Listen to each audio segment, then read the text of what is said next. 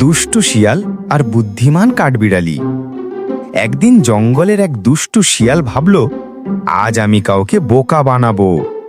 সে গাছে থাকা কাঠবিড়ালিকে বলল, হে কাঠবিড়ালি, নিচে নেমে এসো, আমি তোমাকে মধু দেখাবো।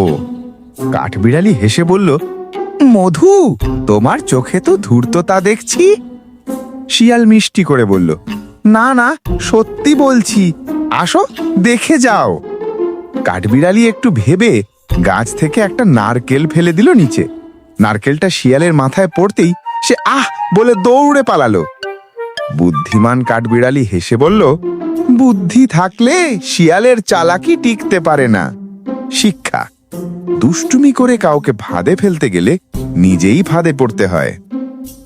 তাহলে বন্ধুরা, গল্পটা কেমন লাগলো? ঠিক এইভাবেই যদি আরো মজার মজার গল্প শুনতে চাও, তাহলে আমার চ্যানেলটা অবশ্যই সাবস্ক্রাইব করে নিও।